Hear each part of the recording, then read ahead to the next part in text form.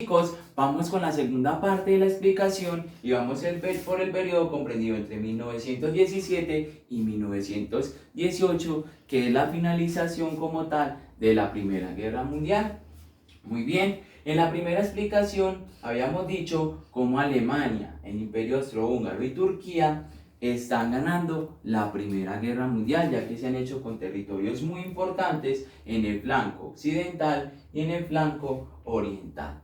Muy bien, resulta que a partir del periodo de 1917, Inglaterra tiene la flota naval más importante del mundo. Entonces empieza una guerra marítima entre Inglaterra y Alemania. Muy bien, Alemania en su momento no tenía tantos navíos o no tenía una armada muy fortalecida. La armada se refiere a todos esos barcos que van a entrar en guerra y por eso es que deciden utilizar los submarinos. Bien, entonces se empiezan a enfrentar en el Océano Atlántico toda esta guerra entre la Armada inglesa y los submarinos alemanes. Muy bien, entonces ellos empiezan a ganar la guerra. Los alemanes empiezan a ganar la guerra con estos submarinos aquí en el Océano Atlántico. Muy bien, resulta que, como ya lo había establecido, Gran Bretaña tenía transatlánticos muy importantes. Un transatlántico es un barco inmenso que lleva pasajeros desde Europa hacia América, y obviamente hacia la parte de América lo principal era Estados Unidos. Resulta que había un transatlántico que se llamaba Lusitania. Entonces ese transatlántico es hundido aquí en las costas del mar Inglés, lo que hace que Alemania hunda a través de sus submarinos, a través de unos torpedos, hunden en Lusitania, y lo que ellos no sabían era que en ese Lusitania habían personas estadounidenses. Muy bien, habían pasajeros estadounidenses.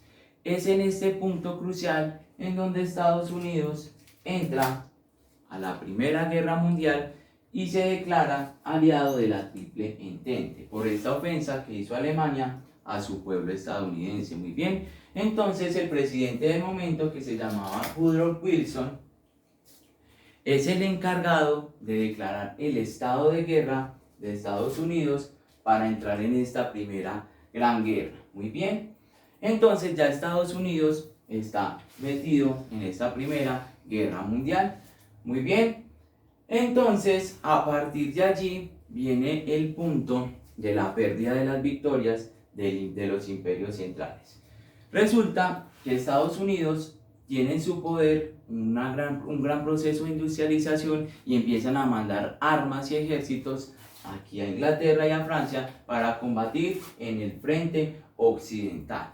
Muy bien, algo importante por mencionar es que en el año de 1918, bueno, se empiezan a intensificar las guerras en 1917, siguen habiendo combates, pero como tal no se cede ni se gana territorio, es decir, se mantienen en lo mismo. Lo que pasa, o algo muy importante por mencionar, es que en Rusia, a partir de 1918, nos acordamos del zar Nicolás II. Muy bien, recordemos de que él era el emperador de Rusia y de que estaba combatiendo en el frente oriental. Lo que pasa con el zar, o lo que pasa en su país, es que hay una revolución socialista, es decir, la gente se empieza a protestar ya que no quieren participar más en la guerra. Muy bien, lo que hacen que asesinen al zar Nicolás II, ahí lo terminan asesinando con toda su familia, y viene el proceso de revolución en donde el país es tomado por un presidente que se llama Lenin. Ahí nace el socialismo. Muy bien, ese socialismo es muy importante y ya con el paso del tiempo lo vamos a explicar en otras clases con respecto a la historia de Colombia. Muy bien, pero hasta el momento viene el socialismo y se establece en toda Rusia, y ellos ya no deciden participar en una guerra ya que ven innecesario seguir arriesgando municiones, seguir arriesgando las personas y aparte de eso perder platica, teniendo en cuenta de que esta guerra era un poco costosa. Muy bien, entonces Rusia se retira de la Primera Guerra Mundial en el año de 1918. Muy bien, entonces ya queda este flanco oriental completamente libre. Rusia obviamente le dice a Alemania de que ellos no van a pelear por un territorio que no es de ellos, es decir, que ellos se queden con Polonia y de que ellos van a retirar su ejército de ese flanco oriental. Entonces todo ese ejército ruso se marcha del lugar. Entonces Alemania, al ver que ya Rusia no estaba peleando en esta guerra, lo que deciden es mandar a todos los soldados que estaban en el flanco oriental a apoyar los que estaban en el flanco occidental. Recordemos que aquí estaba constituida toda esa gran parte de las trincheras. Entonces empieza ya la unión del ejército inglés, francés, el ejército inglés, francés, estadounidense y japonés a pelear en todo ese flanco occidental. Muy bien, resulta que a partir de 1918 pues todos pensaban de que Alemania iba a ganar la guerra ya que estaba este flanco libre.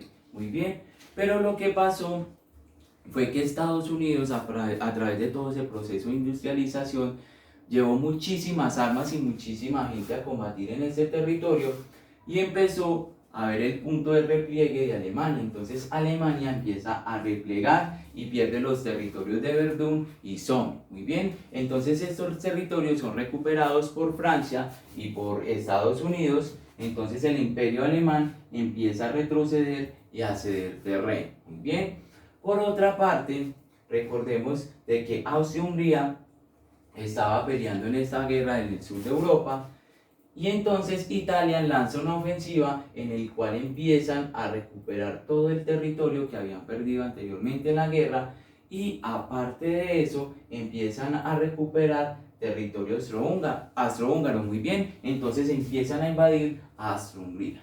Entonces al ver todo esto, el primer país que se rinde es Bulgaria, entonces se firma el primer armisticio. Resulta que los armisticios se empiezan a firmar a partir del año de 1918, para ser más exactos, en el mes de septiembre. Entonces, el primer armisticio que se forma es el armisticio de Tesalónica, en el cual Bulgaria decide retirarse de la guerra. Muy bien, entonces ya ellos también no deciden participar en la guerra, ya que consideran de que Italia también los puede invadir. Muy bien, entonces ya solamente quedaría Alemania, Austria-Hungría y Turquía. Posteriormente, y con esta guerra, el ejército italiano se fue fortaleciendo y empezó a llegar a los Balcanes. Muy bien, con el apoyo de Grecia empezaron a hacer una flota muy grande y ya estaban a punto de invadir a Turquía.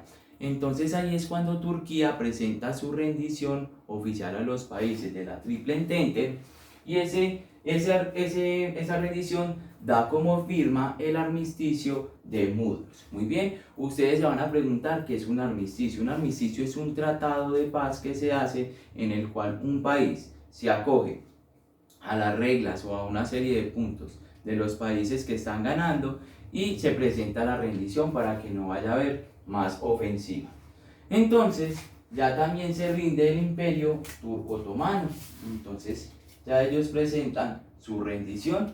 Entonces ya solamente queda el imperio austrohúngaro y Alemania. Muy bien, entonces ya el imperio austrohúngaro, al verse atacados y al ver que Italia ya les está ganando todo ese territorio, entonces ellos también presentan su rendición y esa rendición da como firma el tratado de armisticio que se llama el de Austria y sus aliados. Muy bien, entonces Austria presenta su rendición oficial, se firma el armisticio de Austria y los aliados, en el cual ellos ya no deciden participar más en la guerra. Muy bien, entonces Austria-Hungría ya deja solito a Alemania. Muy bien, Alemania continúa un mes peleando en ese conflicto bélico, pero ya se siente muy debilitada ya que todos estos países están en contra de ella.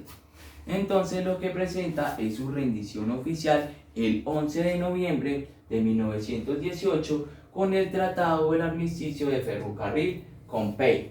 Resulta que este tratado se firmó en la frontera con Francia. Resulta que los franceses llevaron un vagón de tren y lo estacionaron en esta parte de la frontera, en unos bosques que se llaman el bosque de Compiègne. Muy bien, entonces allí se firma el armisticio en donde oficialmente los mariscales de campo, es decir, los generales de Alemania, se rinden ante la ofensiva de Francia, Estados Unidos e Inglaterra. Muy bien, entonces oficialmente ahí se acaba la Primera Guerra Mundial. ¿Qué pasa? Este periodo de 11 de noviembre de 1918 ya la culminación de la guerra, y estos países que pertenecían a las potencias centrales tienen que acogerse a los puntos del armisticio. Muy bien, por ejemplo, Austria-Hungría tiene que liberar a todo el territorio serbio y rumano que hayan capturado durante la Primera Guerra Mundial. Muy bien, lo segundo que deben hacer es ceder un territorio a Italia. Entonces Italia se hace con una extensión de terreno del Imperio Austrohúngaro. Lo otro que deben de hacer es que ese imperio se debe dividir en dos. Y esa división generó dos países que están actualmente, y es Austria y Hungría. Muy bien, entonces el Imperio Austrohúngaro se dividió en Austria y Hungría. Muy bien, después de este proceso de separación, resulta que en el norte de Austria y en el norte de Hungría habían dos territorios que se llamaban Checo y Eslovaquia. Muy bien, entonces estos territorios se declaran independientes a partir de esa Primera Guerra Mundial, y con el paso del tiempo más adelante ellos se unen y fundan lo que es actualmente Checoslovaquia.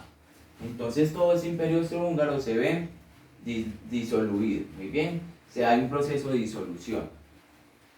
Alemania, bueno, Bulgaria no tiene como tal, no tiene ningún proceso como tal, ya que ellos no recuperaron ningún territorio, y Turquía lo único que se les exigió era que se acabara el imperio y se constituyeran como una nación, que eso era lo que ellos querían desde el principio.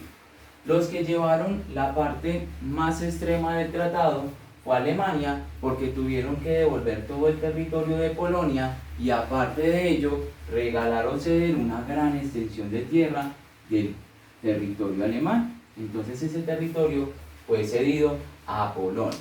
Resulta que en la Primera Guerra Mundial los países de la Triple Entente le prometieron a Polonia que les iban a regalar una salida al mar, y esa salida al mar se la tuvo que regalar a Alemania con todo este frente que les tuvo que ceder a Polonia, que se llama el Estrecho de Danzig. Entonces el Estrecho de Danzig era un territorio alemán que se le cedió a Polonia, en lo cual ellos ya tenían una salida al mar. Entonces aquí Alemania tuvo que ceder esa parte.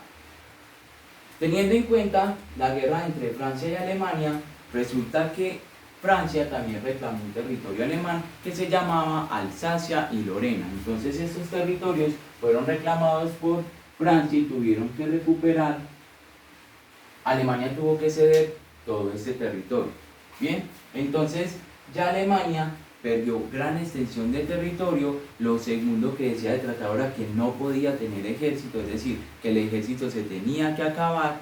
Lo otro era que tenían que pagar 666 mil millones de dólares, ya que eso fue lo que les costó a los países de la Triple Entente participar en esta guerra. Entonces Alemania fue la que culparon como la responsable de la Primera Guerra Mundial, y tenía que pagar con estos 660 mil millones de dólares todos los daños ocasionados en ese conflicto. Aparte de ello, todas las armas tenían que ser entregadas a la Triple Entente y ya no podían fabricar armas de ahora en adelante. Muy bien, entonces a partir de ese proceso del armisticio que fue firmado en 1918, los únicos que no pararon de la guerra fueron los italianos, que siguieron peleando en el territorio alemán. Y al ver todo este proceso que venía surgiendo, ya que el ejército alemán dejó todas las armas, ya no tenían derecho a tener ejército, entonces es como se firma el Tratado de Versalles, que fue un 28 de junio de 1919 y se firmó en Francia. Muy bien, entonces este tratado es el que da como tal el fin a todo tipo de conflicto bélico generado en la Primera Guerra Mundial. Y este Tratado de Versalles se firmó en un palacio en Francia que se llama Versalles, y allí se dio como tal todo el proceso del armisticio, en donde Alemania asumió todos los gastos, asumió todos los puntos que debía asumir para poder restablecer todo lo que perdió en la guerra los países de la Triple Entente. Muy bien, entonces ya quedó Alemania totalmente inhabilitada para entrar en una nueva guerra, para que no hubiese más venganza. Se establecieron los países de la Triple Entente, que fueron los resultantes, los que ganaron esa Primera Guerra Mundial, y a partir de allí surge un nuevo proceso nacionalista que da como resultado otra guerra, pero eso ya se los contamos en otra clase. Muy bien chicos, esto es todo el proceso de la Primera Guerra Mundial. Espero que les haya gustado muchísimo. Como ya lo pudimos ver, se dio todo este proceso de la Primera Guerra Mundial en Europa. Espero que les haya gustado muchísimo, pues como ya lo había mencionado, vamos a parar aquí y hacemos un proceso de retroalimentación.